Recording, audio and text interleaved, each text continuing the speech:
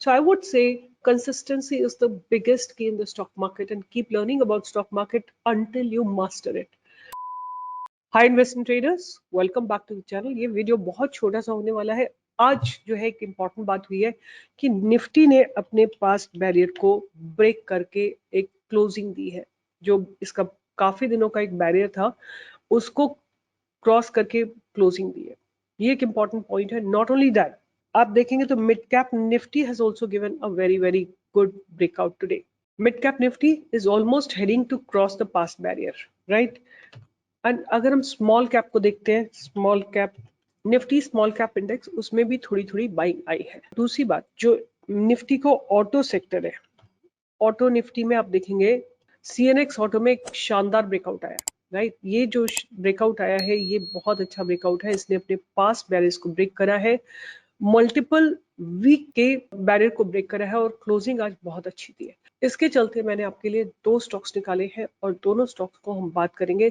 एक उनमें से ऑटो सेक्टर का है और एक उसमें से is in a different segment. तो पहला स्टॉक जिसकी मैं बात करूंगी वो है अपोलो माइक्रोसिस्टम।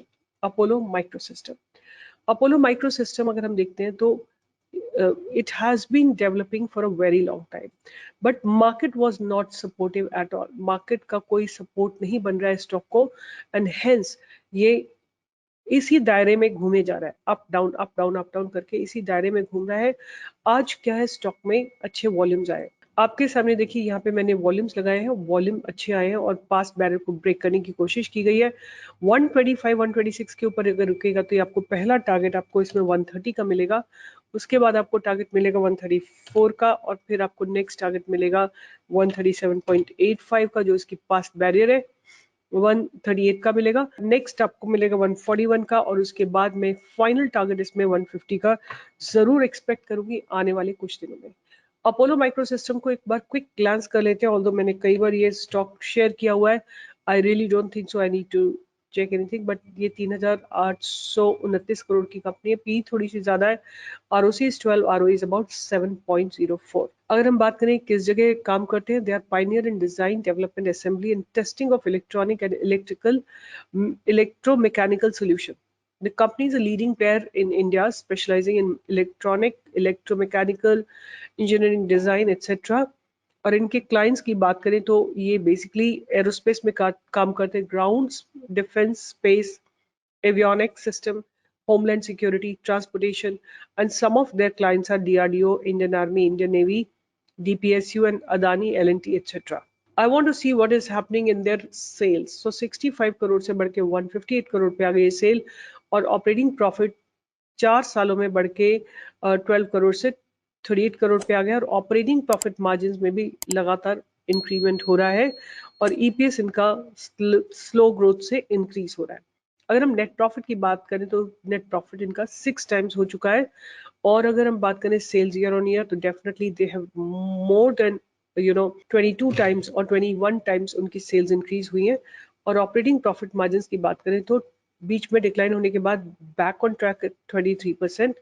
और नेट प्रॉफिट की बात करें 2012 में 3 करोड़ था और अब बढ़ के 56 करोड़ हो गया, ऑलमोस्ट लाइक 19 टाइम्स। और ईपीएस भी इनका पॉजिटिव है। So far, I'm finding it good. The only thing is cash from operating activity is negative, which is not a positive sign, but they are generating profits. अगर हम बात करें debtor days को तो 300 से कम होके 231 पे आए, but still they are not very less. And जहां तक बात करते हैं आरओसी की, तो आरओसी कभी 22% होती थी, 28% भी होती थी, जो घट के 89% पे आ गई थी, अब बैक ऑन ट्रैक 12%। उसके बाद प्रमोटर्स होल्डिंग की बात करें तो थोड़ी डाइल्यूट हुई है, 59% से घट के 55% पे आ गई है। एफआईएस की बात करें तो एफआईएस जो है उन्होंने अपनी होल्डिंग को इसमें डिक्रीज किया है। डीआईएस की बात करें तो डीआईएस ने बहुत थोड़ी सी अपनी होल्डिंग को इंक्रीज किया है और पब्लिक होल्डिंग की बात करें तो पब्लिक ने अपनी होल्डिंग को अच्छे से इंक्रीज किया। सो नॉर्मली क्या होता है कि FIs, DIs, institutions and the public are in the opposite direction. So this is how Apollo Microsystem looks. मेरे हिसाब से आपकी बाइंग 125 पे बनेगी, 108 और 107, 105 आपका जो है एक्यूमुलेशन जोन रहने वाला है। ऊपर जब भी मैं ये बोलती हूँ ना तो आपको लाइव मार्केट में अगर 105 आ रहा है तो नहीं आपको हिट करना है। अगर क्लोजिंग हो जाती है 105 के नीचे एक दिन बाद आप अगर वो बाउंस नहीं आता तो आप एग्जिट कर सकते हैं। अब 105 आपका एक्यूमुलेशन जोन रहेगा और ऊपर की तरफ आपको पहले 125 से 129, 130, 134, 138, 141, 145, 150 ये सारे टारगेट्स आते हुए आपको दिखाई देंगे अपोलो माइक्रो सिस्टम में। नेक्स्ट स्टॉक जो मेरे रडार पे रहने वाला है वो है जेबीएम ऑटो, एंड ये आया है चलते ऑटो सेक्टर के ब्रेकआउट की वजह से। This is how the stock looks, मतलब अच्छा खासा डबल ट्रिपल बॉटम लगा के आ रहा है। और अगर आप इसका वीकली चार्ट देखेंगे दैट लुक्स मोर प्रॉमिसिंग। अगर मैं इसको एक सिंपल सा आपको पैटर्न बना के दिखाऊं तो ये इस तरह से दिख रहा है मुझे, और ये अब इस राउंडिंग बॉटम पैटर्न को ब्रेक करने की तैयारी में खड़ा हुआ है।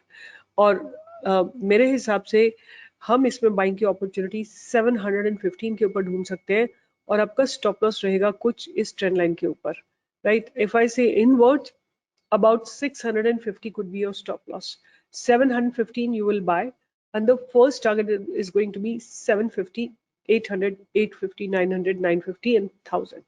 ये आपको टारगेट्स जेबीएमए में आते हुए दिखाई देंगे। और एक बार जाके क्विकली जेबीएमए को भी देख लेते हैं। जेबीएमए ऑटो लिमिटेड ये 16,372 करोड़ की कंपनी है। पी थोड़ी ज्यादा 85.6, आरओसी आरओई दोनों ऑलमोस्ट बराबर है। ROC is 14.4 and ROE is about 15.9। अगर हम बात करें तो JBM Auto Limited is automotive business that manufactures and sell sheet metal components, tools, dies and molds and buses including sale of spare parts etc. और अगर हम बात करें इनके क्लाइंट कौन कौन से हैं तो they have Ashoka Leyland, Daimler, Nissan, Renault, FCA, Ford, Toyota, Tata, Honda, Scotch, Mahindra, Force Motors etcetera. और अगर हम बात करें इनके सेल्स की तो सेल्स 821 करोड़ 21 में थी और अब बढ़ के हो गई 1396, almost like 1400 crore. Operating profit margins की बात करें तो 10% से बढ़ के 12% पे आ गए। और अगर हम बात करते हैं नेट प्रॉफिट की तो वो ऑलमोस्ट डबल के आसपास है, और इनका EPS रॉक सॉलिड है। सेल्स अगर हम ईयर ऑन ईयर बात करते हैं तो इनकी 5 टाइम सेल्स हुई है इन ऑलमोस्ट 12 ईयर्स।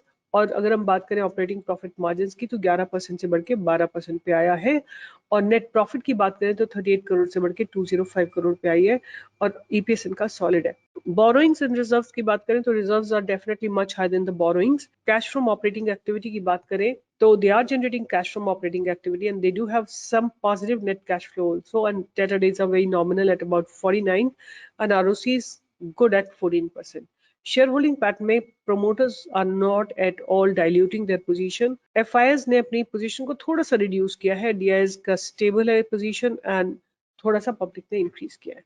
अब JBMA को एक बार again you have to initiate your buy above 715, और इस ट्रेंड लाइन पे आपका स्टॉप लॉस रहने वाला है। ऊपर की तरफ की टारगेट मैंने आपको 1000 तक के दिए। 1000 क्रॉस होने के बाद आप इसमें 1100, 1200 तक के टारगेट भी देख सकते हैं, but trail your stop loss, and if you want to rotate your capital, I think 10 to 15% target is really a good target. So these are the two stocks that are on my radar: JBMA Auto and Apollo Microsystem. अगर आपने मेरी किसी भी research से पैसा बनाया है तो एक थम्स अप दीजिए, लाइक करिए, शेयर करिए, सब्सक्राइब करिए। आपका सपोर्ट इस चैनल के लिए इसलिए इम्पोर्टेंट है कि I will reach to many more people who are making loss in the market continuously. When you start trading in Nifty, Bank Nifty, what happens? One day you lose 1,000, then you lose 2,000, and then you lose another 500, then 1,000, 2,000, 3,000. आप जब इसको add करोगे over a period of 1 year or 2 year, it will come out to be several lakhs. Whereas I would say कि अगर आपके पास छोटी capital है, आप इक्विटी में ट्रेड करो, पोजिशनल ट्रेड करो, and you will be able to get some return, and consistency will multiply your capital slowly, gradually, and over a period जो आप ये long losses करते हो ना, they will all kind of you will start feeling that your profits are growing because your capital has grown. So I would say consistency is the biggest key in the stock market, and keep learning about stock market until you master it. All the best. With this, I'll be signing off, and I'll see you in the live market from tomorrow from 10 to 11. Bye bye. Take care.